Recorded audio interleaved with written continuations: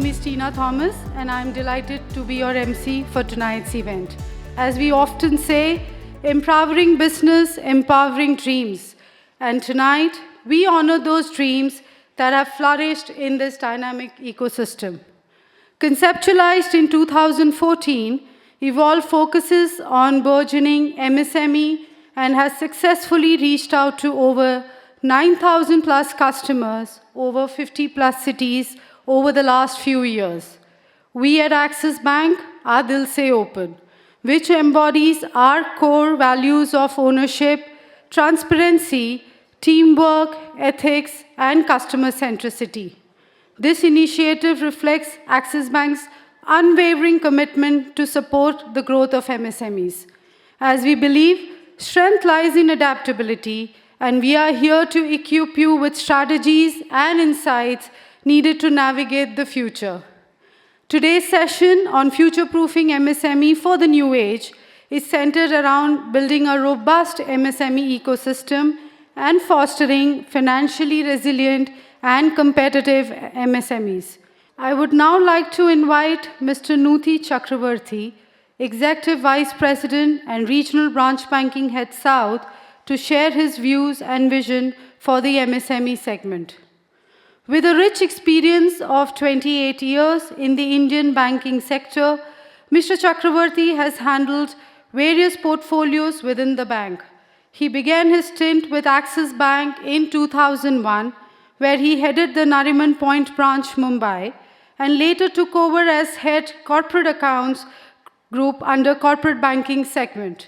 He later headed the Hyderabad circle before taking over as Executive Vice President and Regional Branch Banking Head South. A prolific speaker, Nuthi has experience and exposure in both retail and corporate banking. Please welcome on stage Mr. Chakravarti with a huge round of applause. So good evening, ladies and gentlemen. Thank you very much for coming to the 9th edition of Evolve.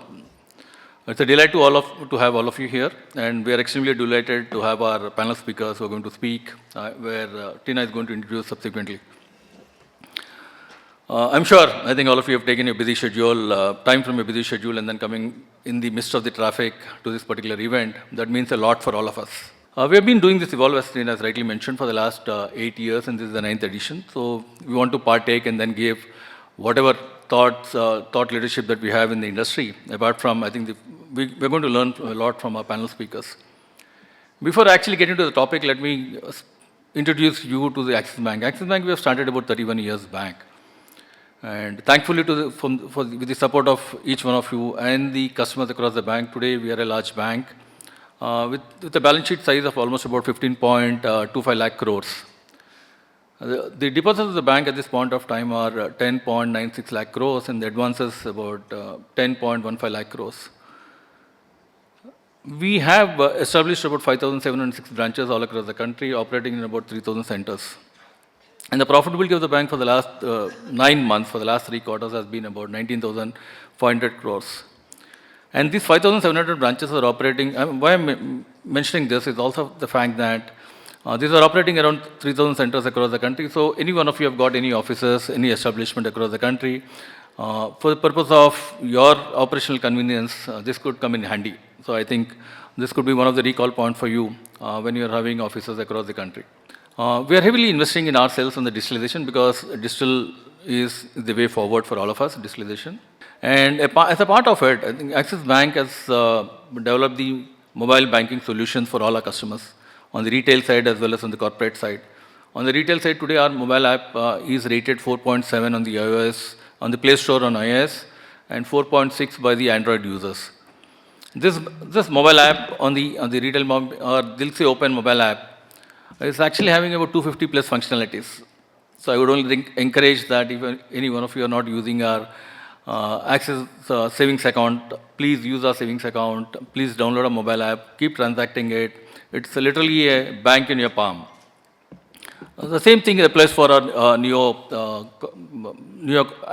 app for both for corporates as well as the businesses, individual businesses, or for the sole proprietors. So the state-of-the-art technology. So one is the bank is investing a lot on the digital banking. Apart from that, the bank has taken one project which we want to deliver for our customers, which we call as internally this push. Thus, we want to deliver the unique experience. Because today we understand that the customers are comparing more so with the fintechs of the world, with the Googles and Amazons of the world, not anymore with the peer banks. So as a part of it, I think the bank is building a lot of processes, investing in technology, investing in some of the processes that will help the customer to have straight-through processes, ease of doing business. Apart from that, the skilling and the training of the people, not only the front office staff, but also the back-end staff, so that cross touch points, all the customers get seamless experience. Having said that, I think today's topic is about future proofing of MSMEs. I think there can't be a better time than now speaking about it, because for so long we have been seeing the good part of the economy. Today, with the slightly the turmoil and the headwinds that we have got, today at this point of time, India stands at about 3.5 trillion economy. And as we have seen that we are about to touch our 5 trillion economy probably in the next 3-4 years, depending on the GDP growth rate that we have. Today, even then, whatever headwinds are there, today we are still the largest growing economy, fastest growing economy, still growing economy at about 6.2% of the GDP. Telangana, I think this state is actually doing well. We are in the top 5 GDP growing states in the country with about $165 billion, $170 billion of economy. Having said all of them, I think what are we going to do for future proofing our MSMEs? What we have seen is, I think there are challenges for the MSMEs, whether in terms of finance or probably interest costs associated with it. It's also the availability of the skilled manpower, and also the fact that the adoption of the digital tools by various industries. And especially the challenge will come because there are costs involved to it, adoption of the digital tool, getting those tools, investing in those tools, investing in the digital technologies would be a costly affair for the MSMEs. But I think it's also important for most of them to actually to invest in this, because this is the way forward for all the MSMEs. And at this point of time, we've also seen that the 3.5 trillion economy, when it has to go to the 5 trillion economy, what we see is there are 3 major engines for growth, which is the manufacturing, agriculture, as well as the services. But as the government is also focusing on employment, obviously the government will give thrust to the manufacturing. Manufacturing today, which is actually about 17-18% of the GDP, which is expected to go about 23-24% in the next 4-5-6 years of time. If that has to happen, MSMEs has to contribute a lot. Today, MSMEs contribute about 30% of the GDP of the country. They contribute about 50% of the exports of the country. And they also create significant employment opportunities for the employable youth in the country. And the other important point, what we also need to look at is the Axis Bank. Axis Bank is actually supporting MSMEs in a big way. Today, we have an 8% market share on MSMEs. And we have a 2.3 lakh crore book. And whatever is expected, wherever we can cater to our MSMEs, we do it, whether in terms of one of the digital solutions that we just mentioned about. Apart from that, we have got a range of suite of products that the bank caters to the MSMEs. And more importantly, what we also look at is how can we provide a complete ecosystem to the SMEs is what we keep looking at, and we keep working towards giving those solutions. Today, we are in a world where every second company that is coming up, or probably some of the companies that are coming up, are startups. So what we do is we have developed this toolkit for all the startups, whether in terms of current account solutions, whether in terms of salary accounts, promoter accounts, or supporting them in terms of RBI and the FEMA compliance. The bank is in a position to provide all those kinds of support to them. If that be the case, and if the MSMEs have to actually look at future proofing, with the formalization of economy that has happened post demonetization, there's a huge thrust on digitalization and the relevant tools that are applicable to it. Post demonetization, I think we have seen the formalization, we have seen the GST coming in, and also the government has invested a lot of money in providing the digital stack, in building up the digital stack. And today, a significant number of digital goods have actually come into play. If I mention some of them, especially the JAM Trinity, Jan Dhan Aadhaar Mobile. Today, we've got almost about 134 crores of Aadhaar cards that have been issued by the UIDA. So we've got almost about 54 crores of Jan Dhan accounts that have got opened. And also, there are more number of mobiles in the country than the population. So, the Jam Trinity is actually providing the digital stack, which is helping us to provide that seamless integration and access not only to the banks, but to everyone who can access through the API route and to all the fintechs. Apart from this, the government has created a lot of digital tools or digital infrastructure, whether in terms of ONDC.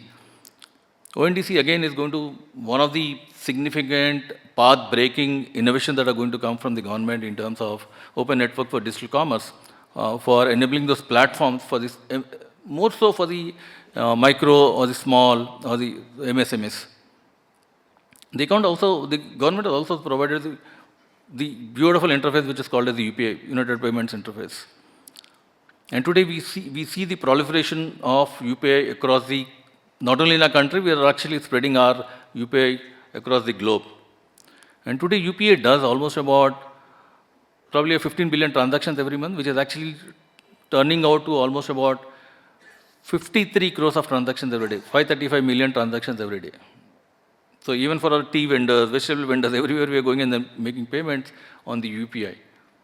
Similarly, Open Credit Enablement Network, which is actually providing an interface, which is providing platforms for the range of participants which can come on lending to the MSMEs or to the small P2P or P2P lending. So with all these things, what we see is the MSMEs should actually adopt the digital tools and should be spearheading and should be probably taking a leap of faith in investing and adopting to these tools and then accepting them for themselves, which will help them to grow the business. Probably the resilience and adaptability of the MSMEs is far higher than anyone else. And this has been demonstrated amply by all the MSMEs during the COVID period. And the ones which have actually done well, which have actually adapted very well, they have grown faster, and we have seen significant amount of formalization which has happened, and the MSMEs which are ahead of the curve in terms of adoption of all these tools have actually done better. And in our own way, we have seen some of the neighboring shops or some of the super bazaars at our end have actually started transacting on WhatsApp, or actually have their own indigenous tools or indigenous practices or processes, which has actually helped them to adapt faster and then serve us better or probably at the same time grow their businesses. And today, I think the union budget is supported very well the MSMEs. What we have seen, the government has also enhanced the reverse classification for the micro enterprises, for the small enterprises, for the medium enterprises. It has taken the investment from 1 crore to 2.5 crore for a micro enterprise. For a small enterprise, it has taken it from 10 crore to a 25 crore, and for a medium enterprise, from 50 crores to about 125 crores. Similarly, the turnover norms have also gone up from 5 crore to 10 crore for a micro, and a 50 to 100 for a small, and 250 to 500 crore turnover for a medium enterprise. So, similarly, I think the last point on the budget is also that I think they have also enhanced the credit guarantee scheme. Apart from that, they are also supporting the toy and the footwear manufacturing industries. So, with all these things, with all these enablers, with all the support that is coming from the government, and when the government is actually promoting the Make in India or the Atmanirbhar Bharat or the Startup India, as a bank, we are actually positioned to cater to all the requirements of the MSMEs and the SMEs. And not only for the credit requirement, for the asset requirement, but also for the personal banking relationships and for all the digitalization that we can provide, we'll be more than happy. And one of the area that was focusing on, because bank is also building on digital, if any one of you have got any requirement for a customized or a hyper-personalized solution that you need on the digital side, we'll be more than happy to serve you on this. In terms of collections, in terms of payments, in terms of any of the solutions that you require, we'll be more than happy to provide those interfaces or the solutions per se. Similarly, on the Forex side, which I think my colleague is going to take you, we have got platforms where it will be very, very convenient to you, because especially when the markets are very volatile in terms of the Forex rates, we have platforms, we have the tools which can support you, which can provide you the instant hedging without any loss of time. And probably the support and the guidance that you can get from our Forex teams or from the RMs who are associated with you will come in handy, and then they will be supporting you well. Similarly, on the credit side, what we have seen, our RMs probably with their expertise, and I'm sure, I think most of you are enough experience, but anytime, anywhere if you want any support, and because of the good thought leadership that we have at the bank level, we'll be in a position to come in handy for you and then support you during those times. So at the same time, let me once again thank you for each one of you for making it here. It's a great opportunity and for all of us to interact with you. At the same time, I think coming to this event, partaking in this event shows your affection towards the bank, patronage towards the bank, and we really thank you very much for making it. Thank you once again. Thank you, sir, for your valuable thoughts. Moving on, I would like to now invite Mr. Vijay Shetty, Executive Vice President and Head Commercial Banking Group, to share his views on how Axis Bank aims to future-proof MSMEs for new age business through its various propositions. Mr. Shetty is a seasoned banking professional with 27 plus years of experience in lending space, focusing on areas of customer acquisition, risk management, underwriting, process management, digital transformation, and portfolio management. He has been with Axis Bank since April 2016, and as a head commercial banking group, his focus is on partnering closely with MSMEs in their growth journey by providing curated solutions. Please welcome on stage Mr. Vijay Shetty with a huge round of applause. Thank you all for gracing this occasion. This is the 9th edition of Evolve. When we started 10 years back, that time Vikasit Bharat is where happening in India, Make in India is an event.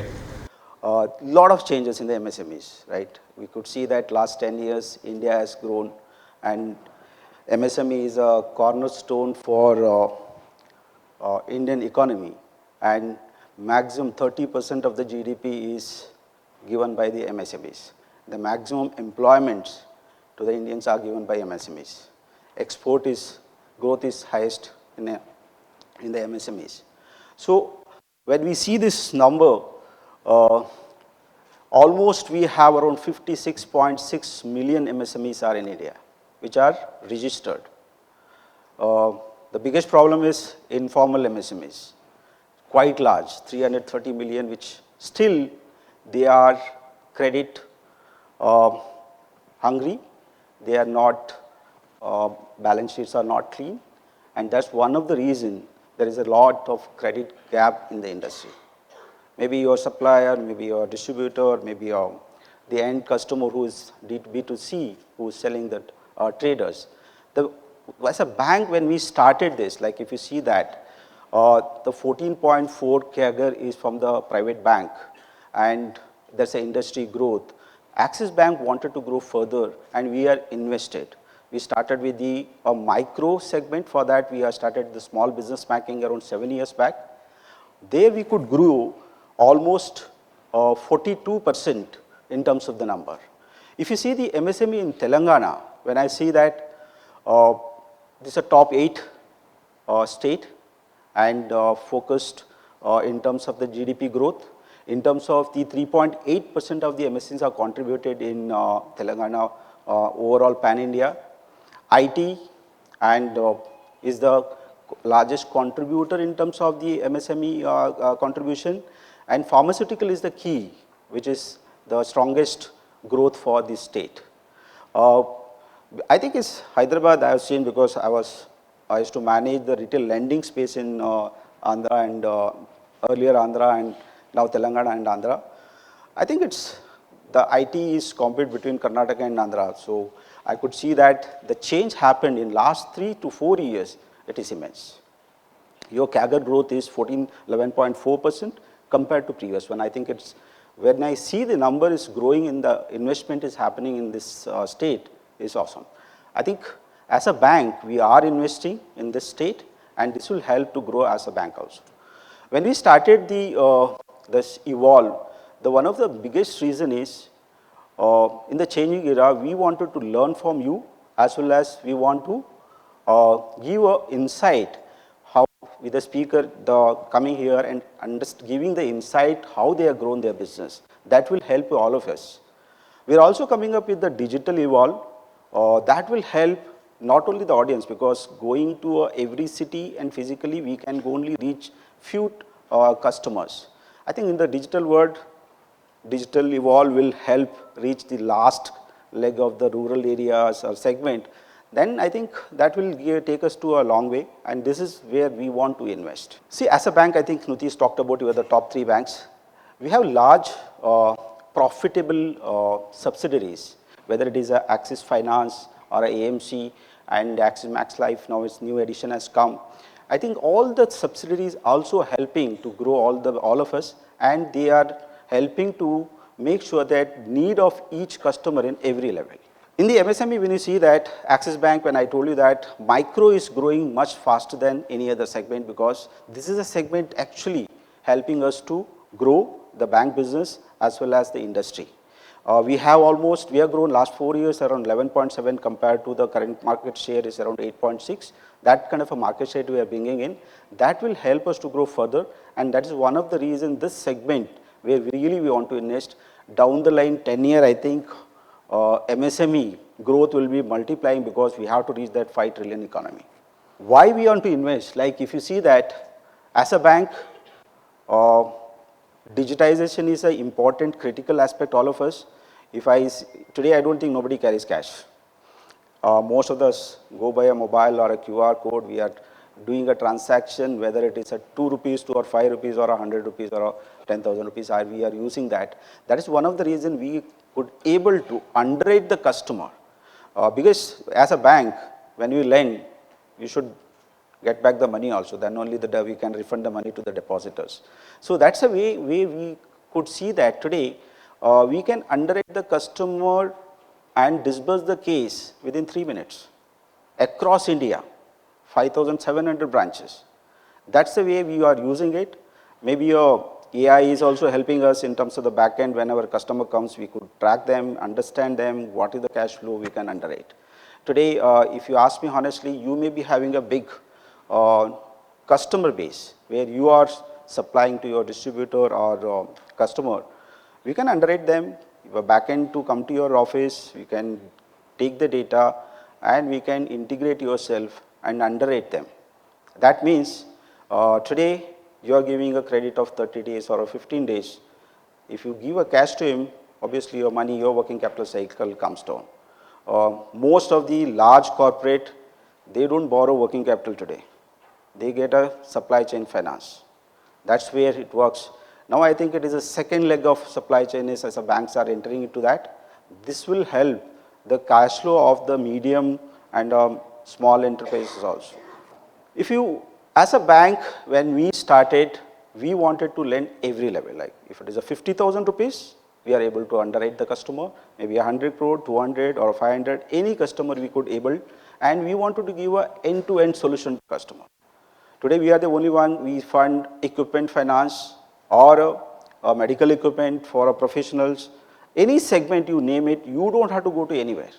We could able to underwrite, we could able to deliver, because the large distribution, I think across branches we have around 9,000 people, end to end they were giving to a solution to the MSMEs.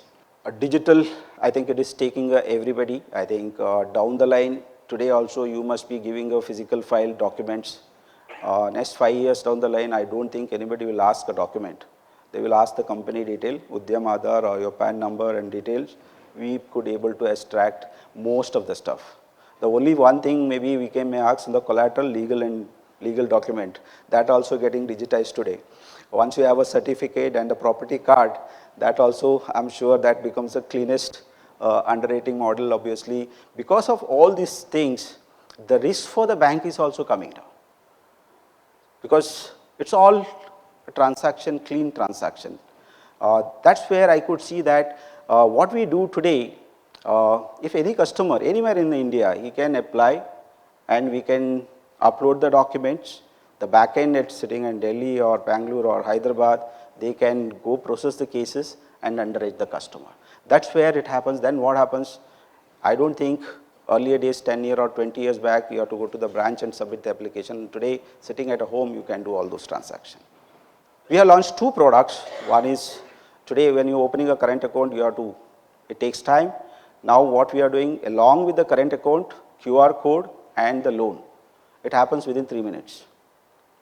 That's kind of a technology is coming up now. I think that will help to entire ecosystem to drive the business. Burgundy Private is one of the best product what we have. I think most of you guys must be having that account. If you don't have, please reach to us and experience that privilege. And with this, thank you very much. I'm sure that you will hear out the speaker. It will give validation to your business. With your feedback will help us to and encourage us to do it more and more this kind of event. Thank you very much. Moving on, we all know how critical it is for business not only to know what the immediate factors that can affect them, but also to understand how the market outlook can impact their growth. Today we have Mr. Saibal Sen Gupta, Senior Vice President Treasury, who will share with his views on current global market outlook. Saibal joined the bank in 2006, where he has been instrumental in building up Treasury sales franchise, mainly focusing on FX and structured products for corporate clients. Over the years, he has played a pivotal role in shaping the processes, policies, and systems of Axis Bank to make the transaction journey seamless for the client. With a huge round of applause, we invite Mr. Saibal to take the stage. Good evening, everyone. As a part of Future Proofing MSME, I will kind of go straight into the topic from the treasury perspective. So, what we have seen in this current year, market has been quite volatile, and we have started off with high inflation, high interest rate, seeing the supremacy of US, probably a possible resurgence of one more medical crisis, trade war tension mounting up between US and China. So surely it's not a very good start for this year as well as getting into FY26. Talking about US, we all are seeing what US is doing right now. Mr. Trump is in on the forefront, and he's kind of doing everything what he could do to disrupt the market situation. But one silver lining is that he has some good hires, and probably we are expecting that they are going to balance off a bit of his actions. Having said so, what we had seen earlier also, Trump is more of noise and commentary, which always will keep market on jitters going forward. And being a businessman, he will kind of emphasize more on favorable tax regime and imposition of tariffs, and probably which may lead to deglobalization and would impact that would surely to going impact the inflation as well as fiscal. Having said so, all eyes are on now Fed. So last year we were all expecting that Fed will going to cut the rates massively, giving the inflation under control and possible slowdown in economy. But in last few months, we are seeing that situation has changed quite a bit. Mr. Trump coming in and inflation, fear of higher inflation, Fed may not be in a position to kind of cut the rates this year. We are all expecting that there might be only one cut or maybe no cut. So that is the view of the market as of now. Going to Europe, so Europe is in a dire state as of now. So it's on one hand, economy is slowing down while they are cutting rates, inflation is up. Political unrest is there between in France and Germany. So on one hand, GDP is slowing down, and on the other hand, inflation is moving up. So they are in a bit of trouble as of now. On China. So it's a very interesting name. It keeps coming to our mind always what China is going to do, when and how. So we have been hearing lots of noises about China. So this graph on the right is showing the inflation in China, which is like near to the zero. So in our market parlance, we are saying it as Japanification of China. So China is trying hard to steer things up and come out of the situation on their own. They consciously burst the asset bubble. But again, to come out of the situation, they need to push hard the investment pedal. The China is the only country probably investing 40% of their, spending 40% of the GDP on investment to kind of bring out a growth. But China right now is a quite a matured economy, and we are not seeing China to grow by more than 5% in years to come. So this is the global outlook. The recessionary risk is tipping off. This interest rates are more or less stabilized. Inflation is under control. This blue line is GDP. US GDP is showing strong. And we all know that when US does well, it has a positive impact on the market. Back home, we have a very strong government, and it's not only that, it's like the investment in infrastructure. So huge investment is coming on. It's like Bharatmala project, Sagarmala project, this freight corridors and all, and huge investment giving boost to the economy, giving boost to the manufacturing sector, and probably the biggest beneficiary is the audience sitting over here. From here onwards, we are expecting MSME to grow only, and government is quite focused in kind of providing all these amenities to MSME to grow. And it is not only about only the infra. Government is actually kind of quite focused on adoption of digital infratech. So it's like, as you other speakers have also said, it's like Aadhaar card, eKYC, Digi Yatra, BharatNet and all. So we are all leveraging on the digital path. As a bank, we also are kind of getting into that. So for a client coming to branches cost us like probably 70 to 80 rupees. And probably the client, whenever they are using app to do their business activity or banking activity, it might cost us below 5. So that is the way we are seeing that digital would actually impact the inflation. And going digital would definitely have an impact on inflation to come down. So talking about India, so we are expecting that GDP to remain, sustainable GDP to remain between 6 to 7%. Inflation, as we are all seeing, CPI had come down in our last week data. So we are seeing inflation under control, and fiscal discipline, all thanks to government, the fiscal discipline is quite doing well. However, as we are all doing our businesses, we are seeing quite a bit of slowdown in last 2 quarters. But from one hand, we are seeing a bit of slowdown on RBI government, RBI governor. There is a change and bit of negative news around. But on the other hand, we need to focus on the numbers. So government is supposed to spend almost 11 lakh crore in this financial year as a capex. And in first H1, they have spent only 4 lakh crore, and due to election and all, they could not spend. So another 7 lakhs crore they are going to spend, and the trickling down impact is going to have a positive, is going to benefit all of us. So before going into our favorite topic of where we see dollar rupee going forward, I just wanted to take 1 minute on the Dolex. So this is Dolex, which we talk about is dollar index.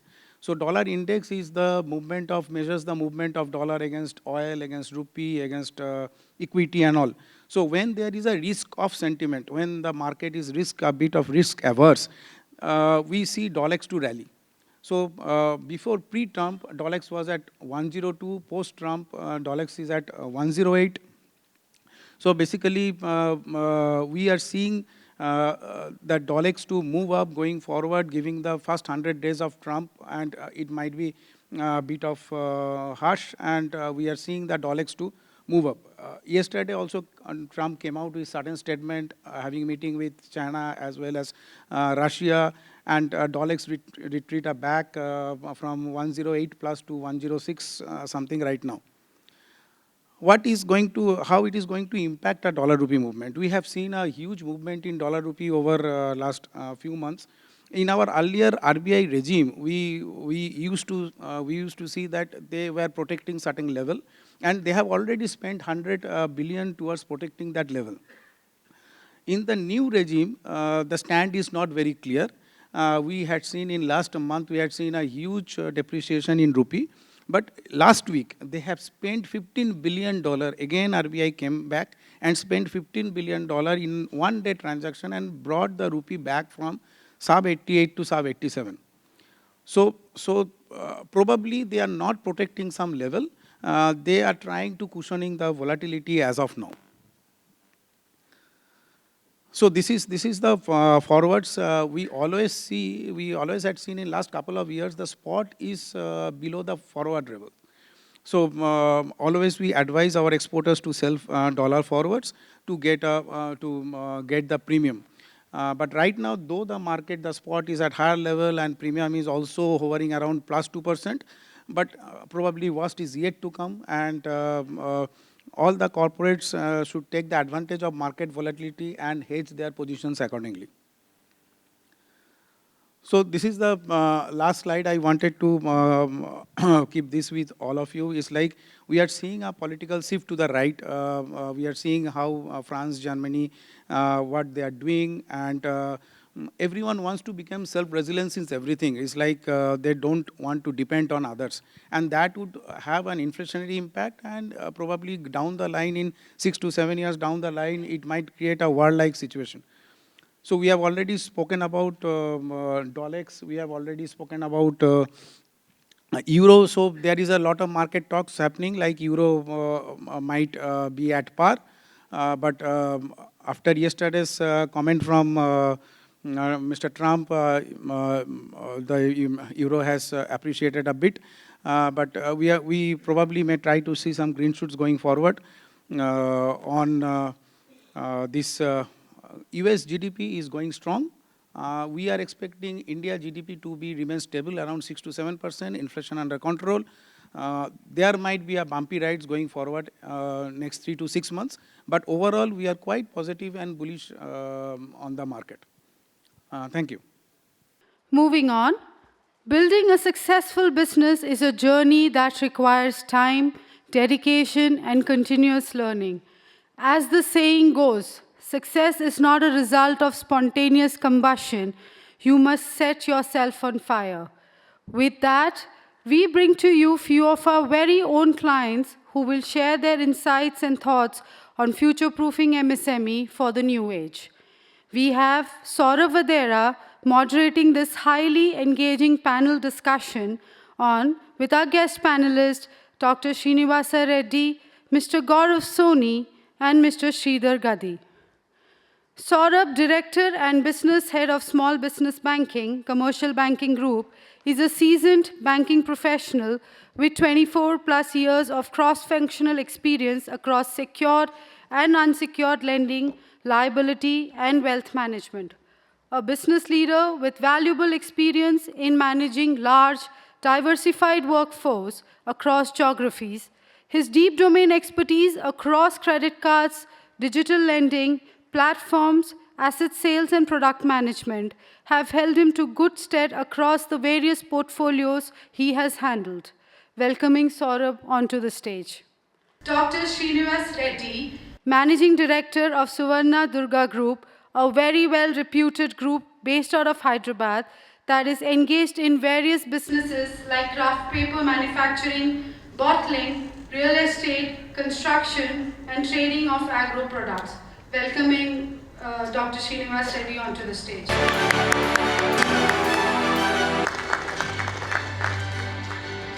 Next we have Mr. Sridhar Gadi. He is the founder and group CEO of Paradigm Group and Quantela Inc., which is a global leader in smart cities. A first-generation entrepreneur, he leads the group's strategic planning, new business initiative, star client relationship, and corporate management. He is an alumnus of the prestigious Harvard Business School and an innovator by virtue. Sridhar has built and sold software companies in India and in the US. He also continues to invest and support social impact initiatives globally. He is an advisor to many digital startups in the space of data center, blockchain, and IoTs, and serves as a board of several companies including Boxing University, Metalcraft, to name a few. Welcoming Mr. Sridhar onto the stage.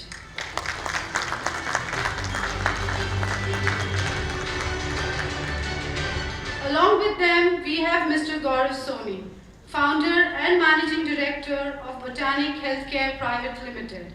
An avid entrepreneur and business investor, Gaurav has successfully built large international businesses from ground up. He has also been instrumental in supporting startups through investments and governance and taking established businesses to the next level. He is also known globally for his expertise in nutraceutical markets. Welcoming Mr. Gaurav onto the stage.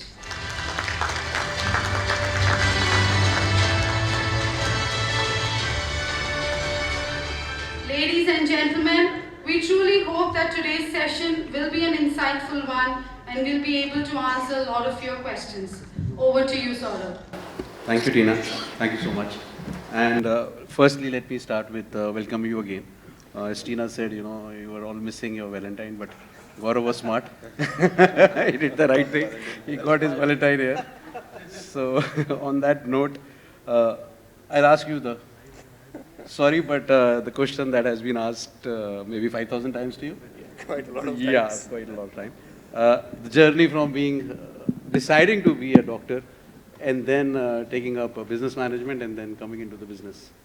To be honest, if I have to put it in one word, the journey has been fabulous. It has its highs and lows, but I've been thoroughly enjoying the journey. Again, why it was so? Yeah, when I've decided to be a doctor, it's a fairly small business with quite a lot of family members in the business. And ours is a family business where quite a lot of cousins were involved in the business. But by the time I finished the education of 8 years of MBBS and MD, it's fairly, I would say, large business with very few people who are hands-on. So I was kind of wanting to help my father in the business. As you know, all the family business have their dining table conversations which revolve around the business. So it has always been part and parcel of our life. So it didn't take much of a time for me to realize I want to be part of the business, and I have started taking baby steps, which were basically handling a couple of divisions where my father was a little weak, so which could prove my potential to him. Therein, slowly, I could handle the business alone on my own. In all hindsight, it worked really well for the family, for the business, for all of us. So now you move to the highest building in Hyderabad, the corporate highest building in Hyderabad. Sitting on top. Yeah, we are one of the builders in Hyderabad who are doing the tallest buildings, both in commercial and residential sectors. In commercial, we are doing a 32-storied office space, which is close to 1 million square feet. And in residential, we are doing a 54-storied building, which is close to 2 million square feet of 450 units odd. So we have close to 8 projects in hand right now. And we are also heavily into manufacturing of craft paper, where we are one of the largest or one of the leading capacity in paper manufacturing in South India. So all these are the verticals which have evolved over the past a decade and a half. Yeah, so I'll come to your line of business because we are very keen to further understand how it has evolved over a period of time. But before that, let me kind of, come to you, Sridhar. You have kind of done your engineering from Osmania University and then went on to Harvard, setting up your business. And you've been doing, because I was reading a profile and I did some this thing also. There's a lot of stuff available on you. A lot of awards, a lot of associations with a lot of universities and, incubator piece. So how has your journey been? And yours is a passion-led journey, right? You are quite essentially very passionate about the whole IT space, the way you see India digital and so on. So how has that been from being a single employee of a company that got started to now, having a company which has nearly 1,500-1,600 people working all across the world and being part of 3 or group companies, CEO of a group company? Good evening, everyone. First of all, thank you, entire Access leadership, for the opportunity. You mentioned about the passion, and I think passion and the purpose. I think the sooner you find your purpose, the chance of your success and your growth will become faster. So my business journey started when I was 16-year-old. So I was a very average student, getting very low scores. And I was going to math tuition. And around 30 students used to take math tuition, being a low middle class student. And once the tuition teacher said that whoever comes first in my class doesn't have to pay the fee. So that has given me a purpose for my life, that I can save this money for my parents, right? So then I never paid the tuition fee. I always got the first. So that's how my first journey started. And I always feel that if you have intention, if you want to do something, and you are surrounded by the right environment, you always get the opportunity. So my tuition teacher said, hey, I have this small room, I'm teaching 30 students, but I have more demand. Why don't you teach extra students? That's how I converted my strengths into running like a tutorial, teaching mathematics. Now then I have to institutionalize what I have done. Then the parents used to come to me and say, hey, you're good at mathematics. How about physics and chemistry? Where should I send my students? Then I hired 2 of my classmates who are very good at physics and chemistry, ran like a tutorial, teaching multiple things. Then I said, okay, now I'm teaching at one location. How do I scale it at a university level, at a different level beyond one location? Then I published a book of all my learnings and started selling the entire city. So that's how my entire college life and entrepreneurship journey started. That's inspiring. Coming to you, sir, I hope you paid your fees, and and you studied in New Zealand, and you kind of you studied chemist. Yes, Yeah. So chemistry. how has your journey been in terms of developing something? You started the company on your own. Coming into this space and then going on to become a world leader in this specific space? Thank you, Saurav, and thank you, everyone. I guess every entrepreneur has a story. I mean, like the gentleman, he has a great story. He started in 16th, but I started my life at quite early age, and I come from a very nominal family, and my uncles were quite rich, but my father was quite affording us, and being a farmer in a very small village in Himachal. And the upbringing has been quite solid, and I think the parents' etiquettes and manners and that the family values helped me a lot. But I used to graze goats in Himachal when I was in 9th and 10th class. But the passion was that I really want to be the top.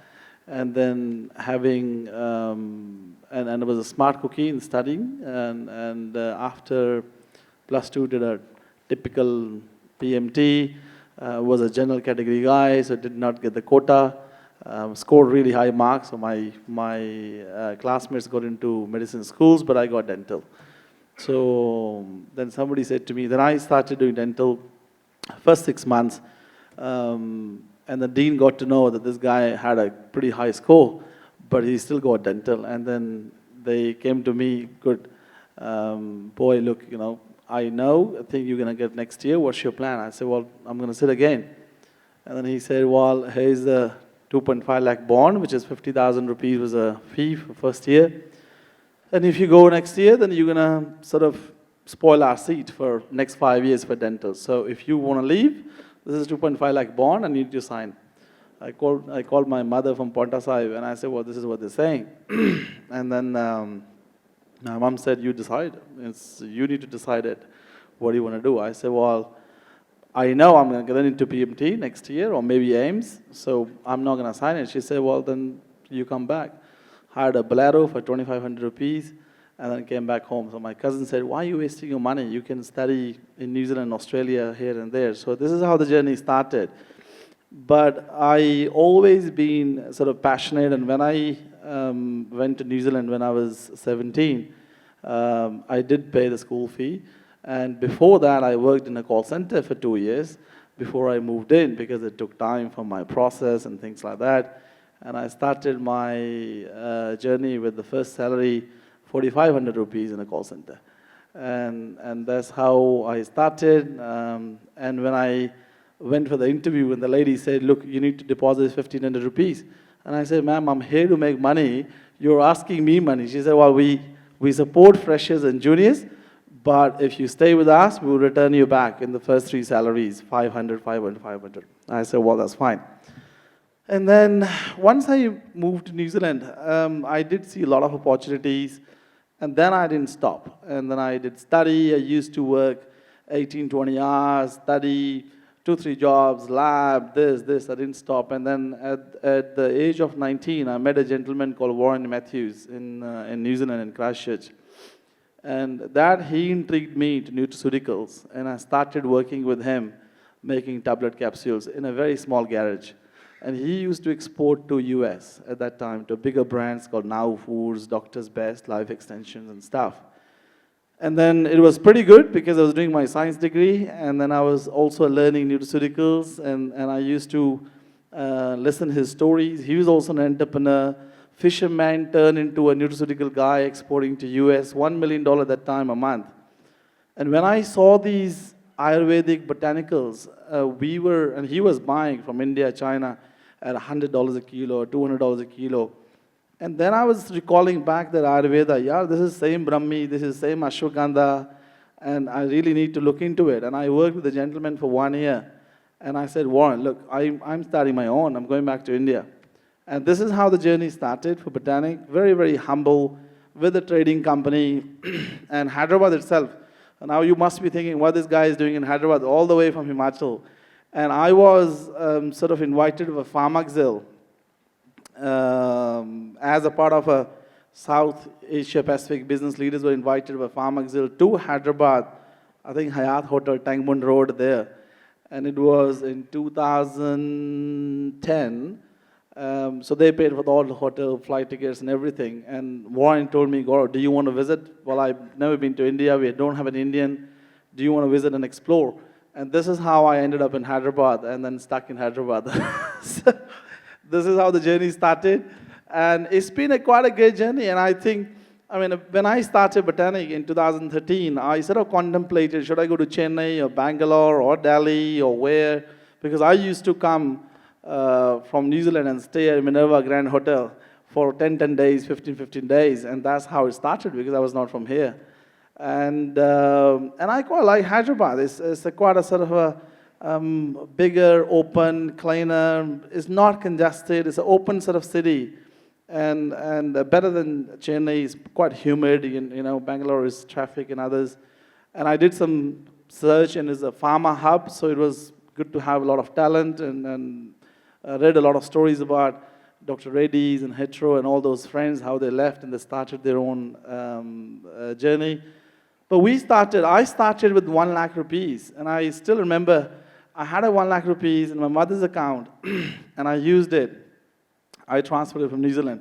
And I paid 20,000 rupees to companies which they used to form companies online. And they used to manage all the affidavits, MON, AOAs. And that's how the journey started. And I already had a customer that I wanted to pitch in Prague, in Europe, Chemo Pharma. And we started with a very humble beginning, 1 single order, my laptop, nothing. Did the training, did the trading from another company in India, and then exported it, money came in, and this is how the journey started. It's been 10 years, and we had the passion, we wanted to be the best. We knew that we wanted to be the best, not just in India, but the whole globe. And today we are a 1,000 crore company in 10 years with 6 facilities. We have closed a private equity deal where we have done a 250 crore investment. We were funded by Stakeboard and Bacchus Capital and DS Group. And we are looking at 1,000 crore sort of gross turnover with 300 crore EBITDA with 5,000 crore valuation by 29. So here we are. Thank you so much. It's interesting, how the panelists today, very learned people here, one. Secondly, all 3 of you saw some opportunity and brought it up. While, coming to you, Mr. Reddy, while you're a second generation entrepreneur, but most of the business that you manage now have been set up by you, correct? So my question is, one, when you started your journey, how was it then? And then how do you find the difference in people who are starting today or who are setting up a SME today? What is this change that you see in the last 10 years, one? Secondly, in terms of you kind of, joined your father. So how was it from a generational gap perspective to kind of come into business and get aligned or put your ideas ahead? And lastly, now that the new generation would be kind of, getting ready to come in because you have a large family who's into the business. So how are you guys planning to kind of, imbibe the new generation into the business? Sorry, a longish question, No, no, but I can. essence is similar. Yeah, unlike my other panelists or the speakers, I'm very lucky to have a foundation to start with, where the first generation has done all the hard work and now we are only supposed to take it forward. But having said that, it's actually a struggle in itself because your expectations are set much higher than what it is, because you're always compared with your first generation, how you're taking it forward, what it was then, what it was now. And so it is always a challenge to live up to that first generation, or in fact beat that expectation. So you're always under constant scrutiny, to be honest. And with respect to what it was different over the past decade, I would have to say the learning curve has significantly shortened. So probably when I have started a decade and a half ago, way back in 2010 and 11, for everything we have to depend on the so-called consultants or the industry experts, and we will have to find the right person. If you fail to find the right person, you are basically walking a wrong path all along the journey, and you will realize only after failing. But in this today's generation of digital information available across all the platforms, the learning curve was significantly shortened. Let it be any kind of a query we have, we don't need to depend on only the consultant's information. So it is available across all platforms. Let it be ChatGPT, let it be your YouTube videos, any number of things. When we have started off this expansion of craft paper second unit, so that is the go-to solution for me for every question. So because I'm, again, not from a technical background, I have zero knowledge about physics, chemistry, and everything. It's purely medical for me. So I have to start learning from the basics, which has really helped me. So that's one opportunity which is there right now. The learning curve is significantly shorter, and as long as you have the zeal to understand anything, everything is available as information in a tap. So, and with respect to the second question of how I have taken over from the first gen to the second gen and how it is going to be from second generation to the third generation, it's a whole session in itself. I've done the entire MBA, which specializes in family business management. Because again, here it is more about the egos, more about a lot of equations coming into play. Because yes, n plus n is always something which we don't know. There can be any number of iterations can be brought in by different family members. So as a second generation to start with, the first thing is have a lot of patience. Make sure you're proving yourself over a period of time. Don't be ready to jump and get into the director cabin straight. That's what I feel in.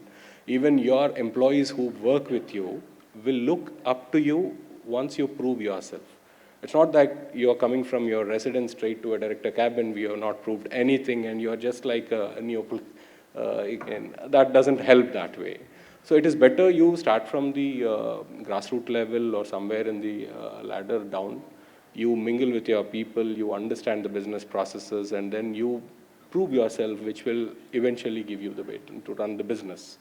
So that's what I strongly believe in. And having said that, moving to a third generation is a different ball game altogether, because both the first generation like them and second generation like us, we are very much hands-on.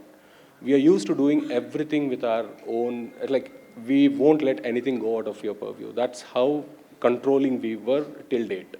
If we have to move to a third generation with quite a lot of family members coming into the picture, we should move on from hands-on managers to overseeing promoters. So we started delegating works to quite a lot of department heads. We have engaged these professional services. Now we are kind of only letting them do the things. Yes, it might not be as per your expectation, because nobody can be 100% of you.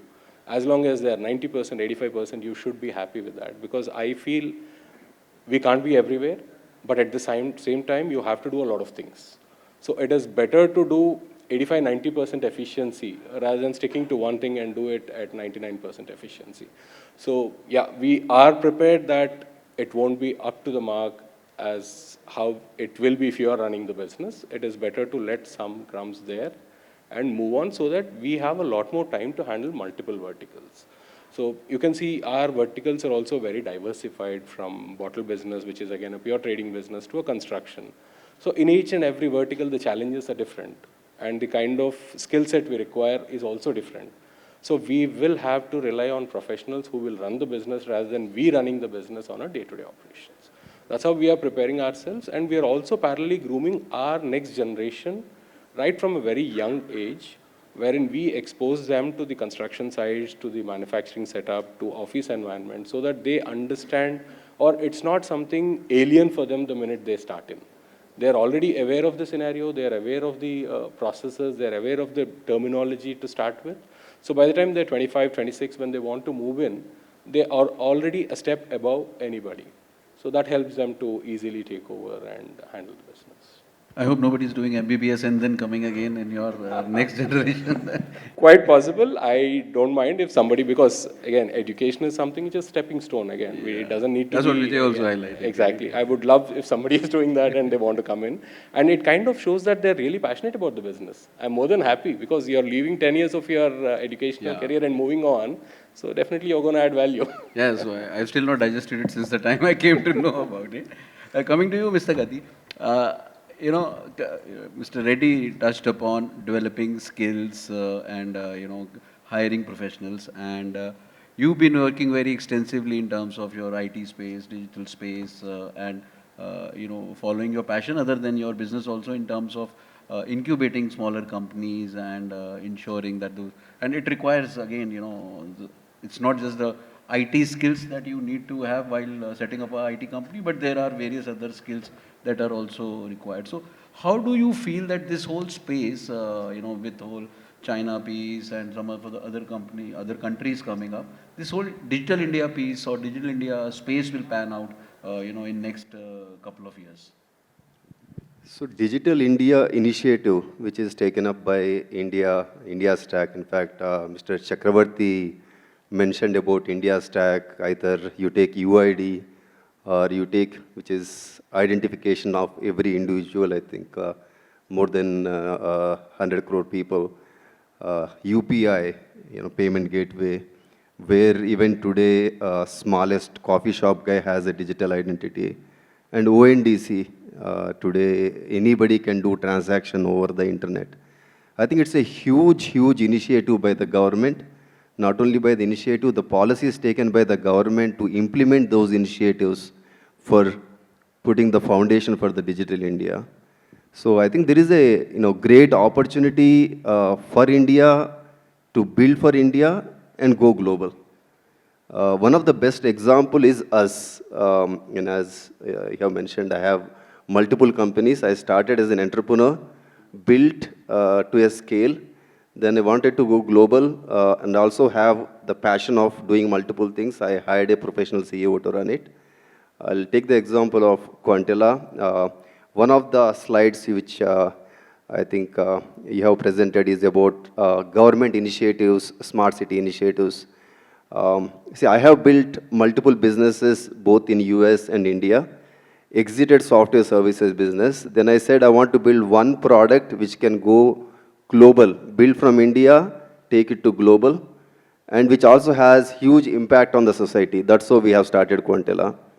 So the whole concept of starting Quantella was, when you go to Fortune 100 companies, McKinsey's of the world, PwC's of the world, they do the consulting job, identify the gaps to bring the efficiency. I said, if that's the situation of even Fortune 100 companies were run by most toppest professionals, think about the underutilized urban infrastructure you see all over the world and the kind of services you get. They're not at all digitized. We thought that how about we digitize those urban infrastructures. By digitizing it, first of all, you can provide the best customer service because the citizens are the ones who are utilizing those services. While you digitize, you can also create additional revenue for the government or bring the efficiency for the government. That's how we built a technology to develop these command control centers. We have started here, then went global. So the similar kind of concept, I think with Digital India Foundation, you can develop technology applications here and take it to global. That's the biggest opportunity. Coming to you, sir. My question was, the biotechnology or overall space that you are in is considered to be a little difficult space to operate in. So when you started and you kind of, housed your setup in Hyderabad, so since you touched up in your previous response as well, that why Hyderabad, but what is it that you did differently to not just grow, but also sustain your growth? And in 10 years to become a 1,000 crore valuation is no mean task.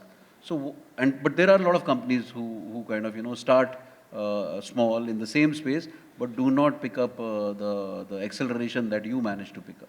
So what are the couple of things that you feel you did differently? Thank you. A great question, I think.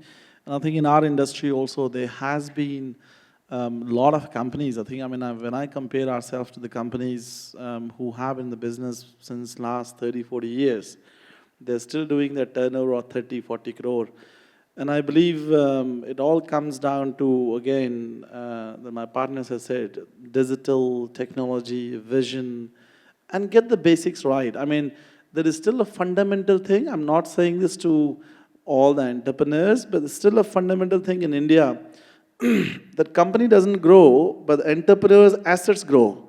So that means people are doing business to make money, and then obviously grow the properties, personal assets, wealth, but never really thought about growing the company. So our vision and our aim was not that. I mean, when we started the company, we never even thought about doing dividends or taking a salary out, because we were okay. I mean, I was still making money in my New Zealand investments and others.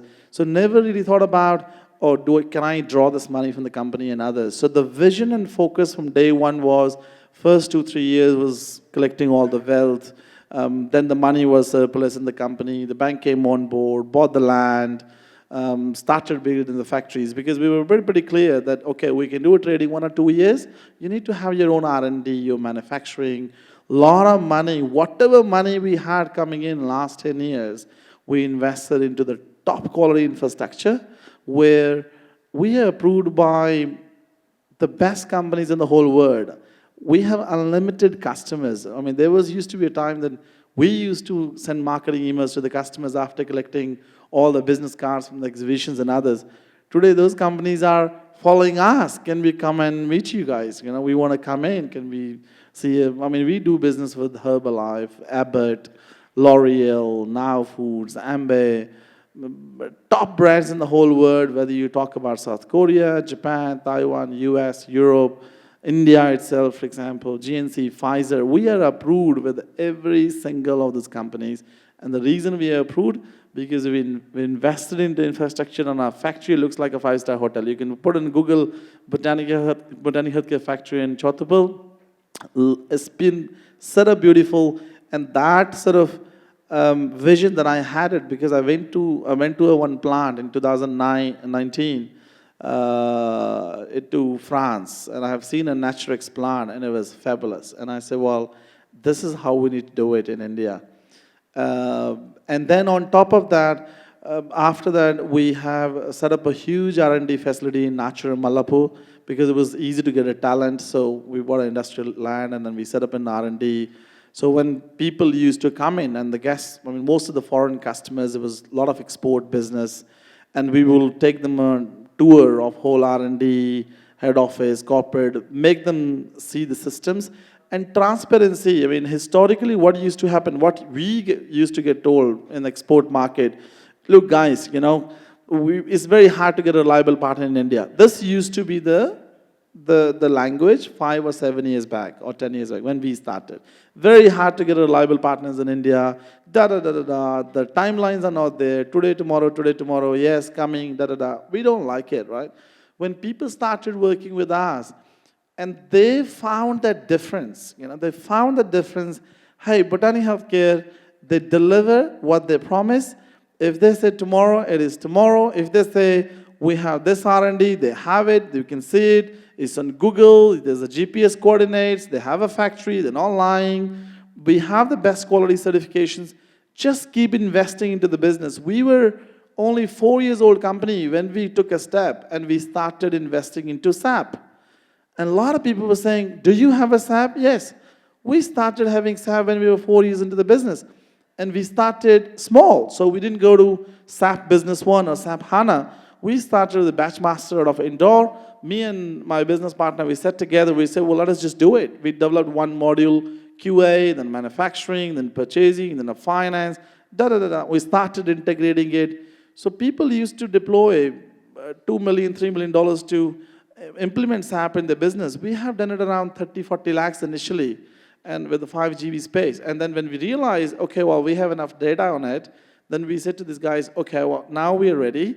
We're going to host on our AWS server. We control the data, and then we go to Germany to get a direct SAP licenses. And we always stay very transparent in the business. Banks liked us because they say, guys, the balance sheets are so clean. We don't see any money getting siphoned out. We are saying pretty much every dollar is accounted for.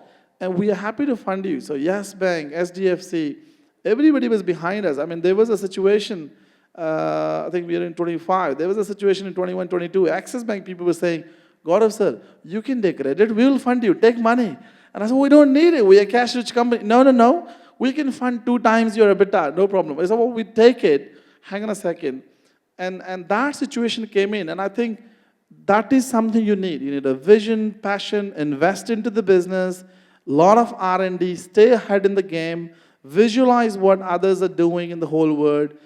India has a lot of strength, and the biggest strength is we are smart Indians.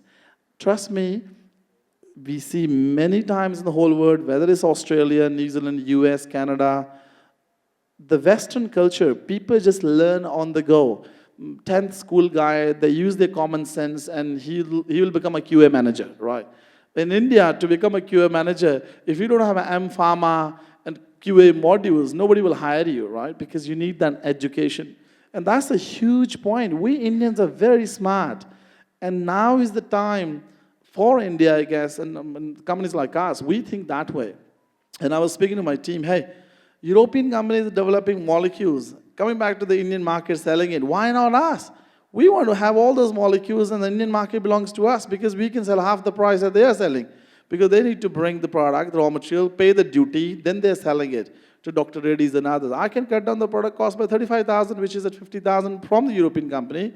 And those companies are also doing the studies and clinical studies in Hyderabad with GVK or all the CROs. And that's what I give an example, like my partner said, build the software in India, take it global. And I think that's what the Zoho founder has done.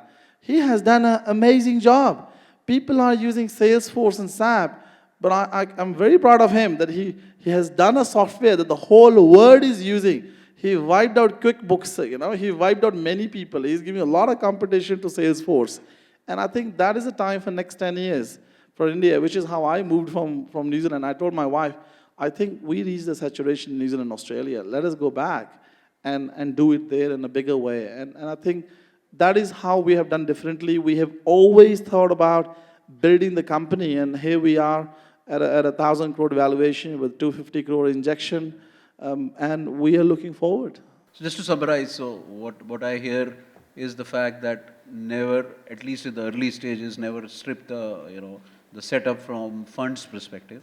So keep infusing more and more capital and don't take out anything much. If you're making profits, keep putting those profits into the business. And if you start siphoning out money from early stages in the business, it doesn't grow because business need money. The kid need nutrition to grow.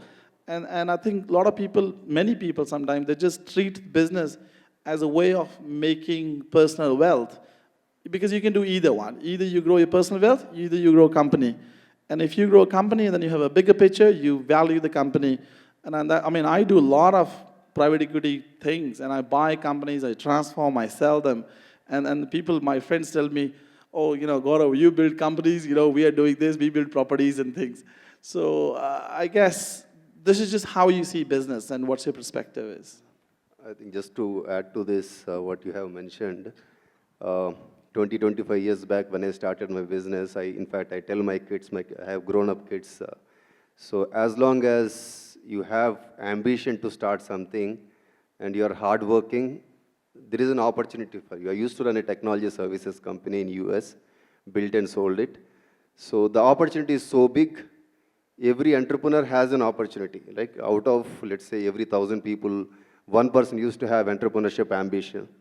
But today, there are many entrepreneurs, many people wanted to do the job, entrepreneur journey. At the same time, the opportunity is going in the hands of few people, right? So for example, in Jubilee Hills, there are 1,000 Kirana stores, right? That way every city has. But today, how many e-commerce sites you have, right? There are many e-commerce started, only 5, 6 sustain. Today, the most important thing is excellency. Having hard work, consistency, passion is not enough. Do you have excellency? Are you doing the best job at whatever you are doing? If you are doing a manufacturing, do you have precision engineering? Can you build a product which somebody is in Germany, which you are getting from? You look at a man, he does, huge construction. Look at the mini material which you import from outside. Why can't we do it here? Which requires that extra investment, extra passion, extra R&D. That's the kind of mindset is required. Thanks, to adding there. You also mentioned that early stage you started investing in R&D and technology, and it's kind of worked well for your company. Coming to you, Mr. Reddy, you manage a set of companies which is in more traditional business in terms of construction, craft paper, and bottling business. What role does technology play in your business, or how are you looking at enhancing your business to take it to next level by using technology? So technology has helped us to do a lot of forward and backward integration. We were able to bring in necessary softwares to monitor it real time. And again, digitization of payments has also helped us, because our business were traditionally more into cash payments to our vendors, which is on a day-to-day basis. Thanks to demonetization, post that we could move everybody to digital platforms, and now it is just like the payment is transferred in probably a couple of hours, and that could help us to extend beyond our core areas. Now we have collection centers which were set across Telangana, so we were able to manage all of them remotely, and that also it also helps in reconciliations and all that, which brings in a lot of transparency in the business. So again, with respect to the backward integration, technologically, we have a fleet of close to 100 trucks which were monitored on real time, wherein we use this for our in-house requirements, let it be our raw material procurement and FG transportation to our customers. So these are all ways and means of avoiding pilferages, helping us to run the business more efficiently, bring out the last penny from the value chain. So we have been using it to the fullest. And on construction, I would have to say again, the technology has evolved quite a lot over the last decade, where right now there are softwares which will help you to visualize the entire MEP services which go through your basements. Probably a decade back or before that, it used to be like once you reach that position, then you decide how you want to run that particular pipeline or a cable tray or anything. Right now, even before we conceptualize, at the time of conceptualizing, even before we start hitting the ground, we are pretty sure what is the cable length, how the run is going to be, and what kind of challenges we are going to face, and we address everything. And once we hit the ground, there is no looking back. So one of our projects we have done in record time, where in flat out 18 months we could deliver a 4 basement and an 18 floor structure. So that is possible only because of this visualization and technological advancement. Adoption is something, all of us talk about technology, AI, and so on. But from a MSME lens, if you kind of look at it, how relevant and important do you think it is for the next level of growth for MSME to focus on technology adoption, and how can it really help them to kind of, grow from where they are? I think it's extremely important, more than important, I say that it's must. In fact, first of all, I should really appreciate Access, whatever the presentations you have done, the amount of knowledge you have gained and the experience you have gained, which you have put in the presentation. I think Head of Treasury presented about, when you spoke about MSME, he mentioned about technology disruption in 2025, right? It's not the importance of technology's adaptation. Because of the technology disruption, how you operate your business has to change. It is not about just enabling technology to your organization. It becomes part of every business. I'll just give you a couple of examples in what's happening in the world. Services organizations, many of us run services organization. Now AI, artificial intelligence, exceeded in many areas more than a human intelligence. Now we talk about, okay, humans still required to do hands-on work, moving things from one place to other. With robotics, you might have seen, they are saying that the cost of per person, a robot, 40 cents per hour is the cost of the robot, which never gets tired, which is getting more cheaper and cheaper, and which does the most accurate job it's trying. So which means the knowledge is democratized, as well as the physical work, what people does is democratized. So it's very, very important that you adopt those technologies faster. That's what exactly we do at Pathsetter, what we are implementing right now. So what was the advantage for India all these 20 years, right? Democratic dividend. We had lots of young population where we can do lots of services, jobs. But if we don't need many people, all this intelligence works done by AI, the physical work is done by robots. Now you think about it, 1,000 people product, the US company is sending to India, that way it can be done it cheaper because the costs are cheaper. But now with the technology, you don't need 1,000 people anymore. The same technology can be developed in US by the US company at their cost. So the differentiation of having this, the low cost will be gone. So what I'm saying is MSME, especially what I have seen in India, is very difficult to recruit top talent because everybody want to work for tech companies. At the same time, growing the business.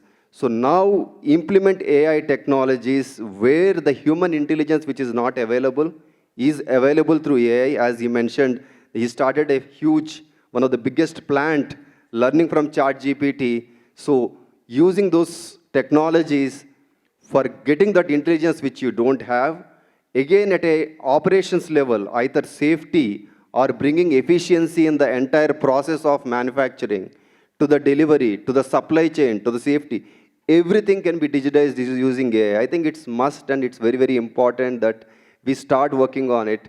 I was listening to one of the podcasts, right? We see from outside and we see that so much is happening. So if you want to be fit, go to the gym, start working out. Don't be just sit outside and see that everybody is getting fit, right? I think this is the time for MSMEs to start small, but start, you take one use case, implement the technology, see the value, then go to the next. So it's not as costly as you imagine. Every 6 months, the costs are coming 1 by 10th. I think it's definitely very important. Based on example, I must compliment you on your fitness. Thank you. Coming to you, Gaurav, from a industry-specific, your industry perspective, what are the immediate challenges that you see, to kind of, or for next couple of years, which can hinder or which can kind of create opportunities in your space? See, I guess I will divide this question in 3 parts. And we are a natural products industry, right? I mean, always the challenge would be supply chain. How do you get your supply chain right? And And talking about AI, I met a gentleman last week itself. You must be knowing, IIT guy with, I am from Ahmedabad, Taran Bhamra. He started a company called Egg Nest, Agriculture Next, for example. He's been funded, VC funded through Omnivo, doing a lot of government work for Modi government and others. And he's utilizing that AI with algorithm and with infrared scanners. And he can tell you, he's just providing you assurance at the source. And I was quite intrigued by his session. And I was introduced to him by chance by someone. And I was just telling him, look, I need maca from Peru. And in like seconds, he was able to tell me, well, from Peru, you need to buy maca from this area at this price, at this quality. And I was just saying, wow, if I had to do maca sourcing, I would have spent like 10 days, 15 days, ask my procurement guys, hey, ask a sample and all that stuff. But by the use of that algorithm and AI and infrared scanners, in minutes they can test the quality.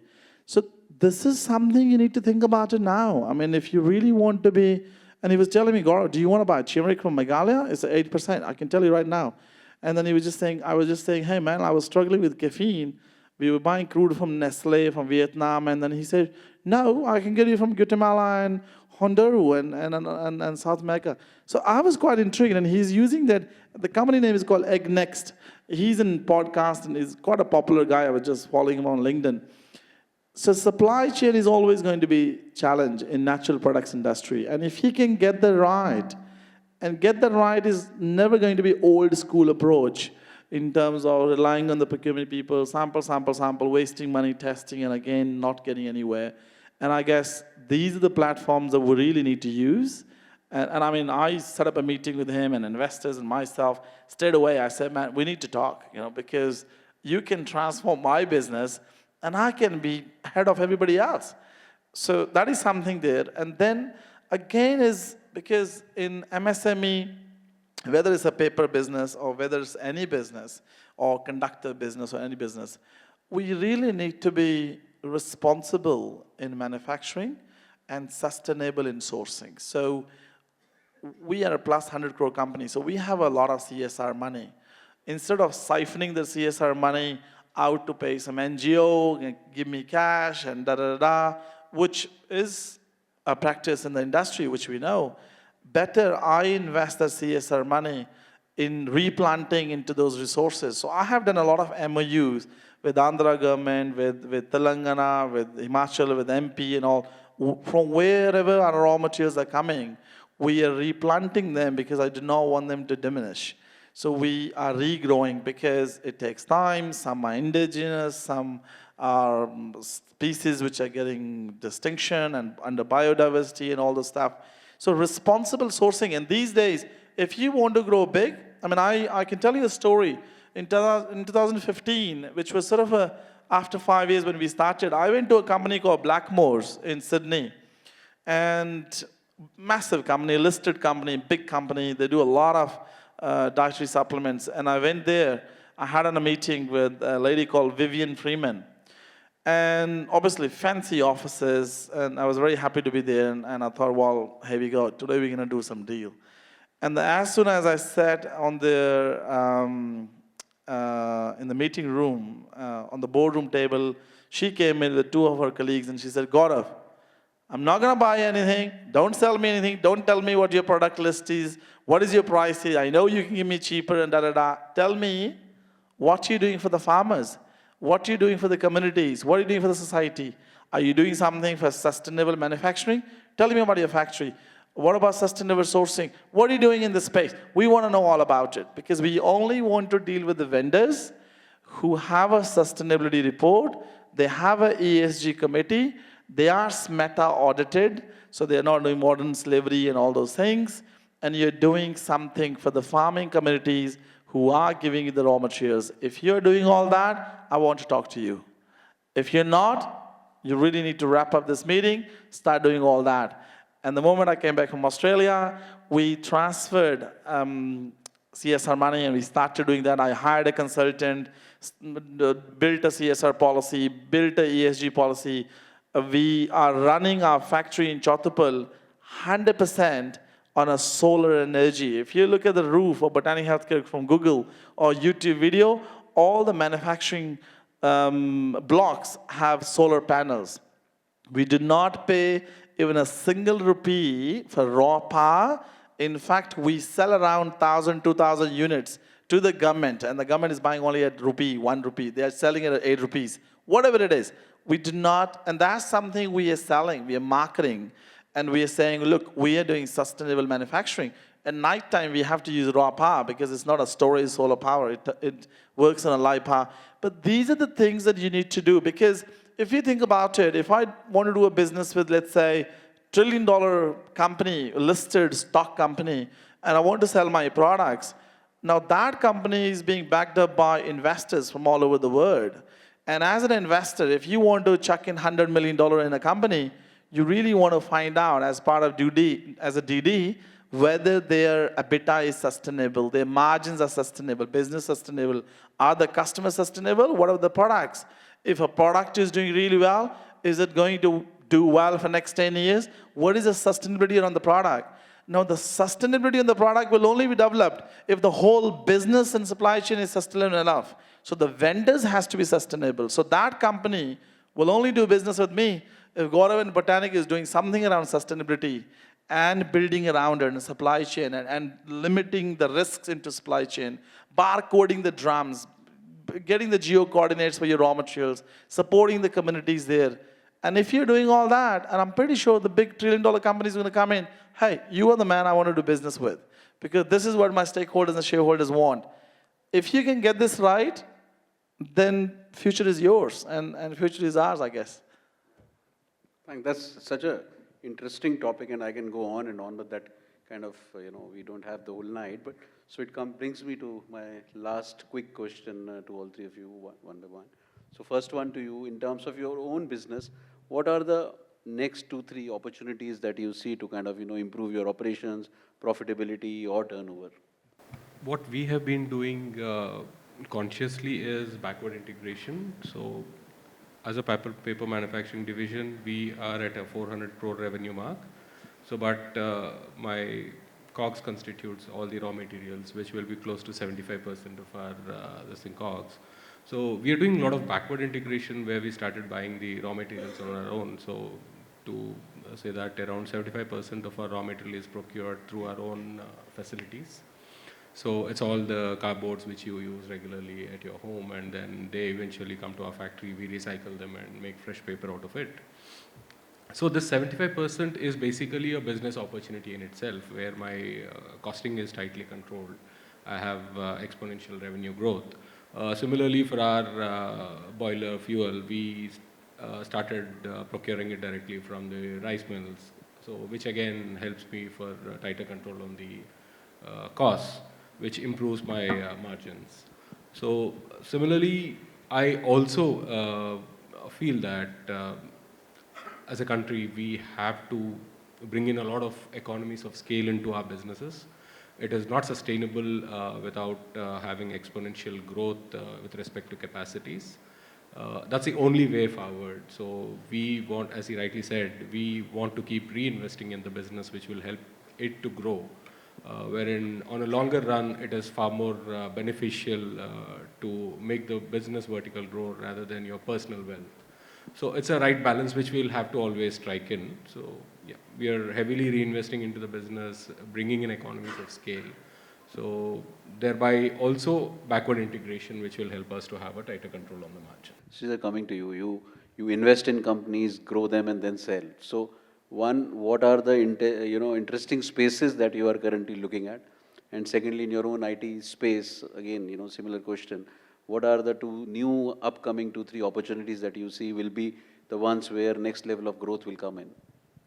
I think 2 focus areas would be artificial intelligence and cyber security. I mean, today, OpenAI, Microsoft, Google, they solve the world's biggest problems.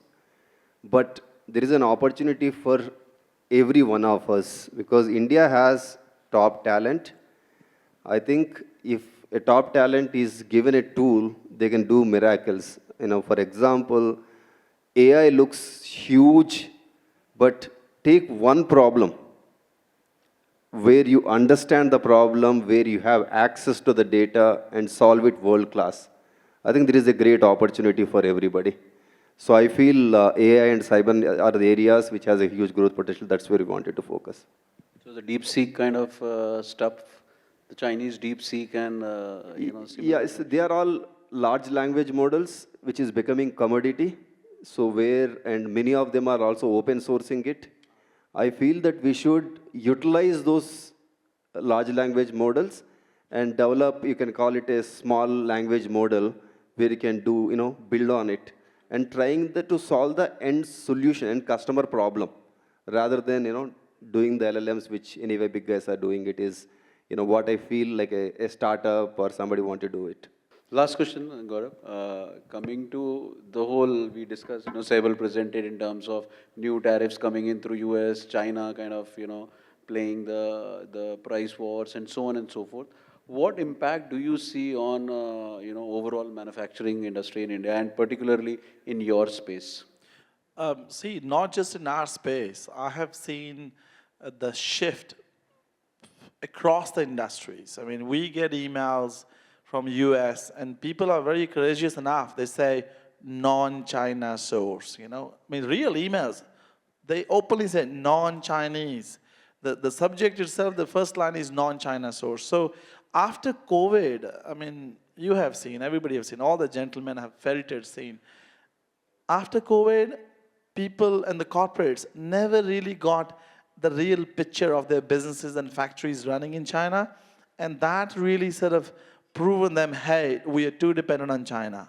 Well, after China, who next? Well, India is the only option. And the China plus one strategy is into every business offshore and onshore as well. I mean, Indian government is doing like this. So we Indians, I think everything sort of worked at the right time. And these 10 years, I guess, let's say, count from 2024 till 34, now we have the biggest working class population. We have the strongest government, I guess, 2-3 innings, with a good thought process of the right vision. We have the digital transformation at the right time. COVID happened, people don't want China. Who they want to go to India. India manufacturing footprint is increasing, which is where the government is pushing on MSME, PLIs, all the grants, a lot of R&D and pushing it. So that's where we're getting it advantage. And at the same time, so we have ourselves transformed a lot of manufacturing from China to India. I mean, to the biggest companies, they came over to us, guys, we want to shut down the plant, but can you take over all the R&D and start manufacturing? We'll give you all science behind it, but we want to partner with you guys. So we have done all that. Plus, now another advantage that we are feeling, and I guess the same for every industry or many industries, if we export a certain product under a certain HS code, sometimes the duty for my product is only 5 to 10%. India to US as made in India product. But the Chinese are paying 55% duty. So they are already out of the market. Even if they're producing cheaper, China is known to produce cheaper than India. But even if they're producing cheaper, they're still expensive than Indians. And this is a time where we are taking advantage of the situation. And we are trying to focus on those. I got my guys, get the tariff list from China to US, see which products we can internalize. We want to export these products to US and tap the market. So being an Indian company, these are the real opportunities, and that's not for us, that's for everybody for export market. And this is the time that we take advantage and we rationalize our manufacturing footprint. I mean, Indian manufacturing has always been a typical old style, theek hai dhanda chal raha hai, chalne do, let us keep producing it. Now the younger generation, I guess, I mean, I'm 34, so a long way to go. But all these gentlemen, second generation, so we are thinking that direction. Hey, let us put technology, robotics, backward integration, front-end integration, software. This is happening now, and I guess if we rationalize our manufacturing footprint and make it global ready, I can tell you the whole world is going to come into us. Hey, we want to produce here because we see the, and then we are English-speaking country. China is very hard, language barriers, the emails are different ones, WeChat is there, many issues are there. But Indians, there's no such issues. Whole banking is in English. Everything is fancy. So for the whole world to do business with India is a lot easier. Just the refine tuning of the manufacturing footprint to make it a larger is required. Rest everything is in our favor.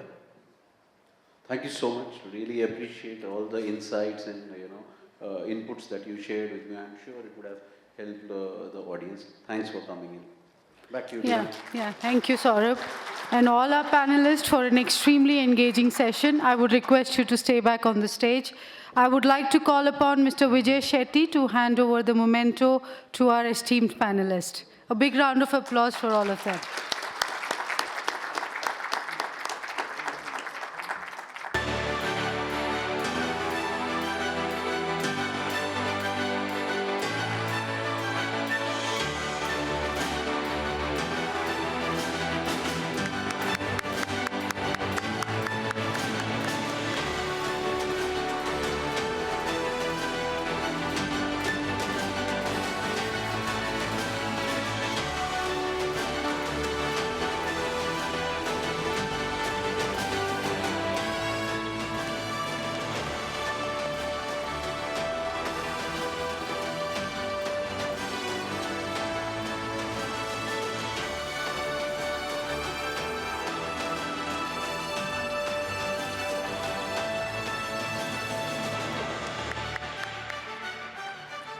And with this, we come to an end of our event.